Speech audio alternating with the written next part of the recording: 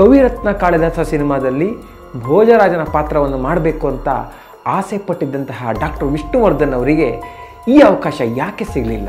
ನಮ್ಮಿಬ್ಬರ ಪುನರ್ಮಿಲನಕ್ಕೆ ತಾವೇ ಕಾರಣವೆಂದು ಭೋಜರಾಜನೇ ಹೇಳಿರುವಾಗ ತಾವು ಸೋಲುವುದು ಹೇಗೆ? ಕಾಳಿಕಾ ಮಾತೆಯ ಪಾತ್ರವನ್ನ ಇವರೇ ಮಾಡಬೇಕು ಅಂತ ಡಾಕ್ಟರ್ ರಾಜ್ಕುಮಾರ್ ಅವರು ಯಾಕೆ ಪಟ್ಟು ಹಿಡಿದರು? ಮಾಣಿಕ್ಯ ವೀಣಾ ಮುಪನಾಲಯಂತಿ ಮದಾಲಸಾಂ ಮಂಜುಳ ವಾಗ್ವಿಲಾಸ. ಡಾಕ್ಟರ್ ರಾಜ್ಕುಮಾರ್ ಅವರ ನಾಲಿಗೆ ಮೇಲೆ ಓಂ ಅಂತ ಬರೆಯುವ ಸನ್ನಿವೇಶವನ್ನ ಶೂಟ್ ಮಾಡಬೇಕಿದ್ರೆ ಯಾವ ರೀತಿಯ ತೊಂದರೆಗಳು ಉಂಟಾದವು? ಈ ಎಲ್ಲ ವಿಷಯಗಳನ್ನು ತಿಳಿದುಕೊಳ್ಳೋಣ ಇವತ್ತಿನ ದಂತಕಥೆಯಲ್ಲಿ.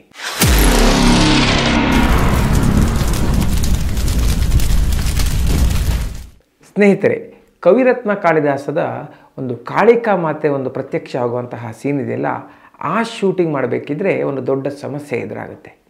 ಅದೇನೆಂದರೆ ಡಾಕ್ಟರ್ ರಾಜ್ಕುಮಾರ್ ಅವರಿಗೆ ಈ ಸಿನಿಮಾ ತಂಡದವರು ಏನೋ ಒಂದು ಕಾಳಿಕಾ ಮಾತೆಯ ಪಾತ್ರವನ್ನು ಮಾಡಲಿಕ್ಕೆ ಒಬ್ಬರನ್ನ ಆಯ್ಕೆ ಮಾಡಿರ್ತಾರೆ. ಅವ್ರನ್ನ ನೋಡಿದಾಗ ಯಾಕೋ ಇವರು ಸೂಟ್ ಆಗಲ್ಲ ಅಂತ ಅನಿಸುತ್ತೆ. ಡಾಕ್ಟರ್ ರಾಜ್ಕುಮಾರ್ ಅವರು ಕಾಳಿ ಮಾತೆಯನ್ನು ನೋಡಿದಾಗ ನನಗೆ ಒಂದು ಭಕ್ತಿಯ ಭಾವನೆ ಬರಬೇಕು, ಆ ರೀತಿ ಒಂದು ಭಾವನೆ ಇವ್ರನ್ನ ನೋಡಿದಾಗ ಬರ್ತಾ ಇಲ್ಲ ಅಂತ ಹೇಳ್ತಾರೆ.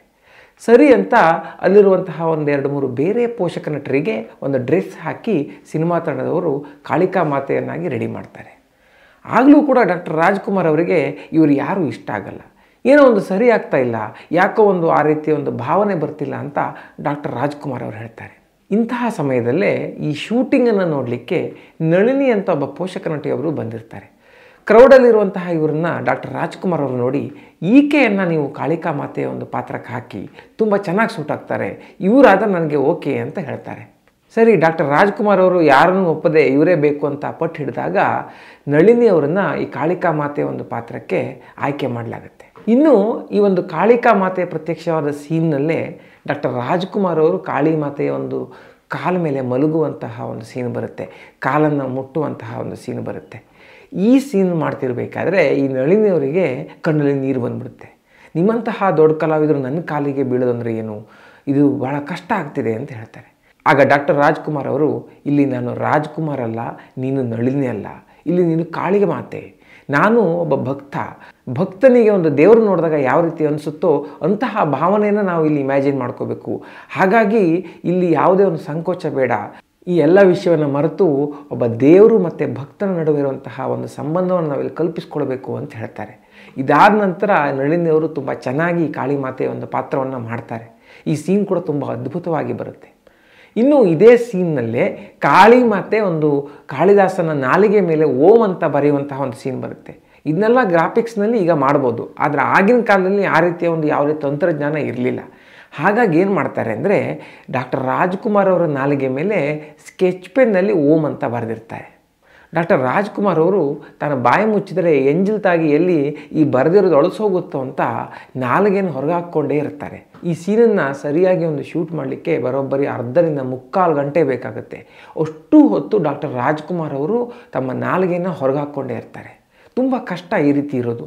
ಈ ಸೀನ್ ಆದಮೇಲೆ ಭಾಳಷ್ಟು ಜನ ಡಾಕ್ಟರ್ ರಾಜ್ಕುಮಾರ್ ಅವ್ರ ಹತ್ರ, ನೀವು ಅಷ್ಟೊತ್ತು ಹೇಗೆ ನಾಲಿಗೆಯನ್ನು ಹೊರಗೆ ಹಾಕ್ಕೊಂಡಿದ್ರಿ, ಭಾಳ ಕಷ್ಟ, ನಿಮ್ಮ ಒಂದು ಸಹನೆಯನ್ನು ಮೆಚ್ಚಲೇಬೇಕು ಅಂತ ಹೇಳ್ತಾರೆ. ಆಗ ಡಾಕ್ಟರ್ ರಾಜ್ಕುಮಾರ್ ಅವರು, ಇದರಲ್ಲಿ ನಂದೇನೂ ಇಲ್ಲ, ಇದೆಲ್ಲ ಒಂದು ಆ ಕಾಳಿ ಮಾತೆಯ ಪ್ರಭಾವ, ಆ ಕಾಳಿ ಮಾತೆಯನ್ನು ನೆನೆಸ್ಕೊಂಡು ನಾನು ಇಷ್ಟೊತ್ತು ಆ ಸಹನೆಯಿಂದ ತಡ್ಕೊಂಡಿದ್ದೆ ಅಂತ ಹೇಳ್ತಾರೆ.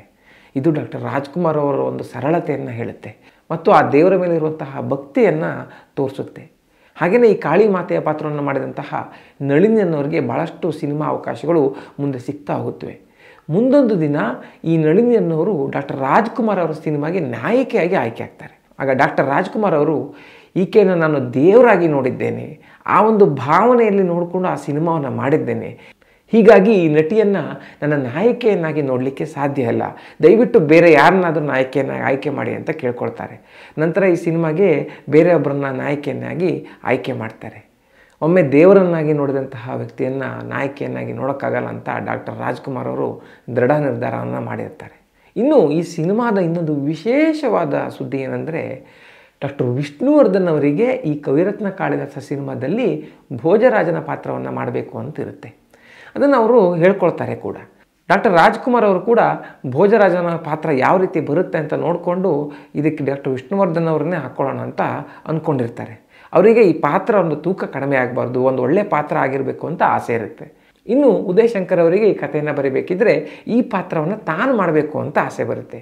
ಅವರು ಪಾರ್ವತಮ್ಮನವ್ರ ಹತ್ರ ಹೋಗಿ ನಿಜ ಜೀವನದಲ್ಲಿ ನಾನು ಕಾಳಿದಾಸ, ಡಾಕ್ಟರ್ ರಾಜ್ಕುಮಾರ್ ಅವರು ಭೋಜರಾಜನ್ ಥರ ಇದ್ದಾರೆ, ಈ ಸಿನಿಮಾದಲ್ಲಿ ಅಣ್ಣ ಅವ್ರ ಜೊತೆ ನಾನು ಭೋಜರಾಜನ ಪಾತ್ರ ಮಾಡಬೇಕು ಅಂತ ಆಸೆ ಇದೆ, ಆಗ್ಬೋದಾ ಅಂತ ಕೇಳ್ತಾರೆ.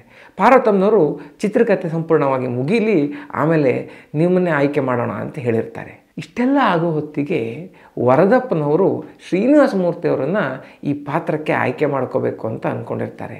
ಶ್ರೀನಿವಾಸ ಮೂರ್ತಿಯವರು ವರದಪ್ಪನವರಿಗೆ ತುಂಬ ಕ್ಲೋಸ್ ಆಗಿರ್ತಾರೆ. ಅವರಿಗೆ ಒಂದು ಸಿನಿಮಾ ರಂಗಕ್ಕೆ ತಂದಿದ್ದು ಕೂಡ ಅವರೇ ಆಗಿರ್ತಾರೆ. ಹೀಗಾಗಿ ಭೋಜರಾಜನ ಪಾತ್ರಕ್ಕೆ ಅವರು ಶ್ರೀನಿವಾಸ ಮೂರ್ತಿಯವರನ್ನು ಆಯ್ಕೆ ಮಾಡಿರ್ತಾರೆ. ಅವರು ಈ ವಿಷಯವನ್ನು ಡಾಕ್ಟರ್ ರಾಜ್ಕುಮಾರ್ ಅವ್ರ ಹತ್ರ ಹೇಳ್ತಾರೆ, ಶ್ರೀನಿವಾಸ ಮೂರ್ತಿಯವ್ರನ್ನ ನಾನು ಭೋಜರಾಜನ ಪಾತ್ರಕ್ಕೆ ಫೈನಲ್ ಮಾಡಿಬಿಟ್ಟಿದ್ದೀನಿ ಅಂತ. ಆಗ ಡಾಕ್ಟರ್ ರಾಜ್ಕುಮಾರ್ ಅವರು ಪಾರ್ವತಮ್ಮನವ್ರ ಹತ್ರ ನೋಡ್ತಾರೆ, ವರದಪ್ಪ ಹೇಳಿದ ಮೇಲೆ ಮುಗೀತು, ಭೋಜರಾಜನ ಪಾತ್ರಕ್ಕೆ ಶ್ರೀನಿವಾಸ ಮೂರ್ತಿಯವರೇ ಇರಲಿ ಅಂತ ಹೇಳ್ತಾರೆ. ಡಾಕ್ಟರ್ ವಿಷ್ಣುವರ್ಧನ್ ಅವರಿಗೂ ಇದರಿಂದ ಒಂದು ಸಣ್ಣ ನಿರಾಸೆ ಆಗಿರುತ್ತೆ. ಇದರಲ್ಲಿ ಯಾರದೇ ಒಂದು ತಪ್ಪು ಇರಲ್ಲ. ಒಂದೊಂದು ಕಾಲದಲ್ಲಿ ಒಬ್ಬೊಬ್ಬರು ಈ ಪಾತ್ರವನ್ನು ಮಾಡಬೇಕು ಅಂತ ಅಂದ್ಕೊಂಡಿರ್ತಾರೆ, ಅವರಿಗೆ ಒಬ್ಬೊಬ್ಬರು ಮಾತು ಕೊಟ್ಟಿರ್ತಾರೆ. ಆದರೆ ಕೊನೆಯಲ್ಲಿ ವರದಪ್ಪನವರ ಆಯ್ಕೆ ಫೈನಲ್ ಆಗುತ್ತೆ. ಸ್ನೇಹಿತರೆ, ಈ ವಿಡಿಯೋ ನಿಮ್ಗೆ ಇಷ್ಟ ಆಗಿದ್ದರೆ ತಪ್ಪದೆ ಶೇರ್ ಮಾಡಿ.